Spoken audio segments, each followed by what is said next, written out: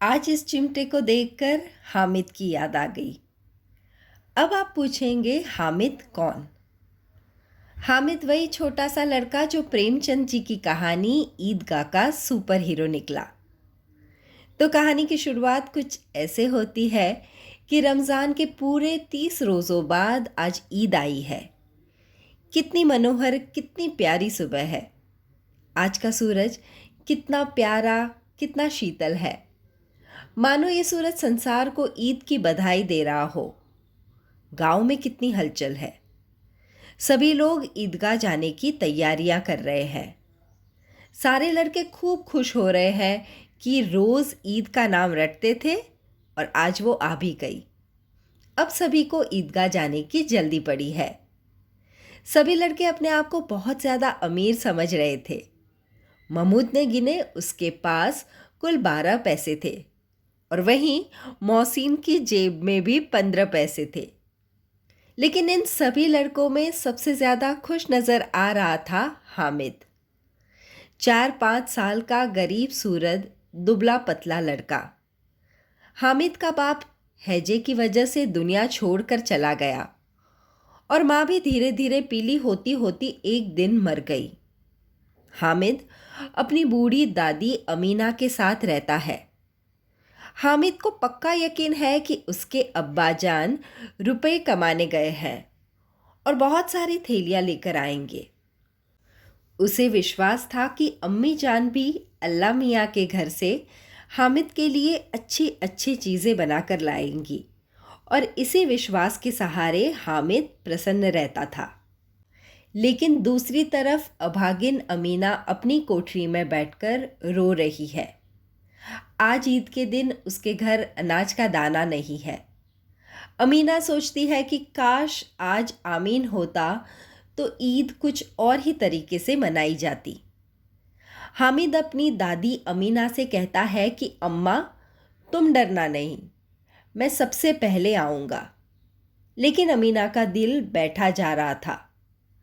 गांव के सभी बच्चे अपने पिता के साथ जा रहे थे, लेकिन हामिद का अमीना के सिवा और कौन था? वो कैसे उस नन्ही सी जान को अकेले मेले में जाने देती? उस भीड़ भाड़ में बच्चा कहीं खो जाए तो क्या? अमीना का दिल बैठा जा रहा था कि 3 कोस का रास्ता ये नन्हा हामिद कैसे तय कर पाएगा। पैर में छाले पड़ गए तो? उसके पास तो जूते भी नहीं हैं। अगर वो हामिद के साथ जाती तो थोड़ी थोड़ी देर उसे अपनी गोद में उठा लेती, लेकिन फिर घर में सेवैया कौन पकाएगा? खैर, हामिद तो अपने दोस्तों के साथ मेले में जाने के लिए निकल पड़ा। कभी सारे बच्चे दौड़कर आगे निकल जाते तो कभी किसी पेड़ के नीचे खड़े होकर साथ वालों का इंतजार करते। आखिर में हामिद और उसके साथी मेले में पहुंच ही गए। मेला कितनी सुंदर जगह है ना। यहाँ सपने पलते हैं। बच्चे, बड़े और बूढ़े सभी मेले में जाकर खिल उठते हैं। तरह तरह के खिलौने हैं मेले में। सिपाही, राजा, वकील, धोबिन और साधु मानो अभी बोल पड़ेंगे। महमूद सिपाही खरीदता है और नूरे को वकील पसंद आता है, लेकिन हामिद के पास कुल गिनकर 3 पैसे हैं। इतने महंगे खिलौने आखिर में हामिद कैसे लेता? और इसीलिए हामिद खिलौनों की निंदा करता है। हामिद अपने दोस्तों से कहता है कि ये खिलौने मिट्टी के ही तो हैं, एक बार ज़मीन पर गिरे कि टूटकर चकनाचूर हो जाएंगे। लेकिन हामिद था तो आखिर में एक बच्चा ही। उन खिलौनों को एक बार हाथ में लेकर छूकर देखना चाहता था। खिलौनों के बाद मिठाइयों की दुकान आई। किसी ने रेवड़ियाँ ली तो किसी ने गुलाब जामुन और किसी ने सोहन हलवा। सभी मज़े से खा रहे थे, लेकिन हामिद ललचाई आंखों से मिठाई देख रहा था। फिर अपनी तसल्ली के लिए हामिद कहता है कि मिठाइयाँ कौन सी बड़ी चीज़ है। किताब में मिठाइयों के लिए कितनी बुराइयाँ लिखी हैं। मिठाइयों के बाद कुछ नकली गहनों की दुकानें आईं। लड़कों को इसमें कोई खास दिलचस्पी नहीं थी। सभी आगे बढ़े और हामिद लोहे की दुकान पर रुक गया। वहाँ पर कई चिमटे रखे हुए थे। हामिद को ख्याल आया कि दादी के पास चिमटा नहीं है। तवे से रोटी उतारती है तो हाथ जल जाता है। हामिद वो चिमटा दादी को देगा तो उनकी उंगलियां कभी भी न जलेगी। खिलौने से क्या फ़ायदा? चिमटा बड़ी काम की चीज़ है।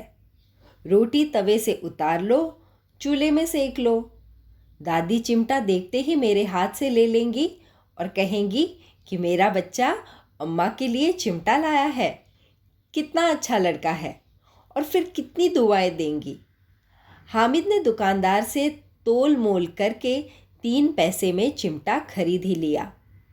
जब मोहसिन और दूसरे बच्चों ने चिमटे का मजाक उड़ाया तब हामिद ने कहा कि ये चिमटा बड़े कमाल की चीज़ है। फिर कंधे पर रखकर चिमटे को बंदूक बताया, हाथ में ले लिया और फ़कीरों का चिमटा बताया। हामिद ने बताया कि मिट्टी के खिलौने अगर हाथ से छूट गए तो मिट्टी में ही मिल जाएंगे, लेकिन हामिद के चिमटे का कोई बाल बाका नहीं कर सकता। हामिद ने अपने चिमटे को बहादुर शेर बताया।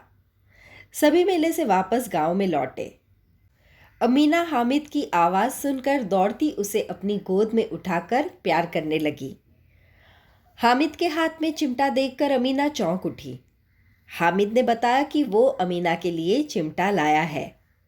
अमीना ने छाती पीट ली कि दोपहर हो गई, इस लड़के ने कुछ भी नहीं खाया और ना ही कुछ पिया, बस ये चिमटा लेकर आ गया। तब हामिद ने अमीना से कहा कि तुम्हारी उंगलियां तवे से जल जाती है, इसीलिए मैं ये चिमटा लाया हूँ। अमीना का सारा गुस्सा मोम की तरह पिघलकर आँख से बूंदों की तरह बहने लगा। बच्चे में कितना त्याग, कितना सद्भाव और कितना विवेक है। अमीना का मन भर गया और उसने दामन फैलाकर हामिद को दिल से दुआएं दी। तो ये है प्रेमचंद जी की दिल को छू लेने वाली ईदगाह की कहानी। ऐसी ही कहानियों और नई पुरानी हिंदी मूवीज़ की स्टोरीज़ के लिए please do subscribe to my channel Popcorn Time with Vandana. धन्यवाद।